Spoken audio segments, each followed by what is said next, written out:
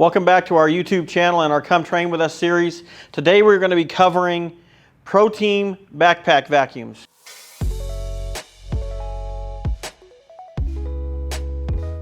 Here's my vacuum. What's the first thing I do? Well, first thing I'm going to do is I'm going to take this lid off and I'm going to check my vacuum bag. Wow, it's a brand new bag. I'm good. I don't need to empty it. If it wasn't, I would go over a trash can and I would empty it into that can, and that way the starter can come back behind me and empty that as their rounds go around. Got my my extension cord here.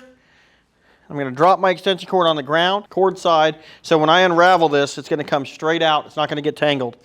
First things first, I'm going to put my shoulder straps on, because I got to have it on my body, right? Now, a couple things I want to remember. When I'm plugging in my cord, I want to have the ability to go 50 feet one way and 50 feet the other way. So within this room, I don't want to plug into a corner and have to continually plug in and only get 50 feet. I want to turn this 50-foot extension cord into a 100-foot extension cord. So how do I do that? Well, in this room, we've actually marked this for efficiency matters where there's a blue dot on this outlet cover.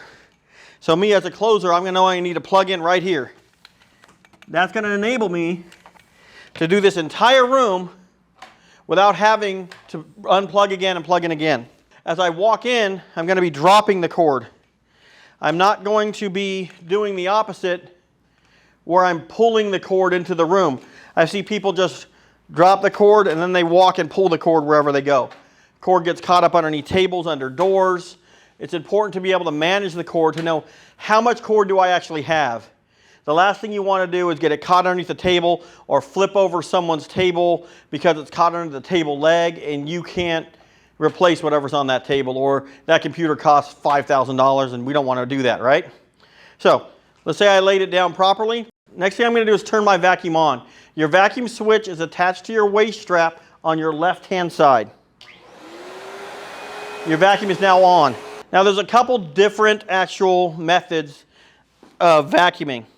People can vacuum frontwards and backwards, which is perfectly fine. If you have large open areas, you can hold two hands on the wand and you're going side to side, moving backwards. That's a faster method. And if you notice, I always have a hand free. My free hand enables me to move my cord, pull in and pull out chairs, pick up trash cans, vacuum underneath them. So this is how we use our backpack vacuum. Now a little tip on your vacuum. If your tone of your vacuum changes, that means it's clogged. If it gets really high and you're like, whoo, and it gets super high, you need to check your vacuum for a clog. Really, the only part you're going to get a clog is inside your actual wand in this area. So let's say you pick up a Post-it note and it gets stuck in there. You'll want to turn it off, check it, and then clear it and keep going. Really, other than that, this vacuum can pick up anything from quarters to nails to screws, bolts, whatever you want to put through this besides water, this vacuum will do. There's no moving parts before the vacuum bag. That enables you to suck up anything you want and not have to worry about it. So that's this wand. Pretty similar to a back and forth method that you use at home, or the side to side that you would use. Think about mopping a floor. Let's switch wands real fast. This is a Pro Blade. The Pro Blade is not a back and forth, because you notice if I went back and forth, I wouldn't be able to get more than about, an inch. So this method makes you change your whole vacuuming method. You have to go this way everywhere you vacuum. You can go back and forth if it's like in between things, but this is a strictly side-to-side method. For people that are used to mopping large areas, you'll love this wand. For other people, it will be something you'll need to get used to, so to speak. So that's your two types of wands. In your startup kit, unless you tell us to order you this type, you're going to get your traditional type of wand, which is a back and forth, regular vacuum motion type of wand. So keep that in mind that this is what you'll get. You're more than welcome to come try this method if you want in our training room. We always have one here. But that's what you're going to get when it comes to your vacuums. So now let's teach you how to stow it for the night. So first thing I'm going to do is take my waist strap off, then my chest strap here. Drop this down. Find the end of my vacuum cord. And again, if you notice, I'm keeping this intentionally when I ravel it. 1,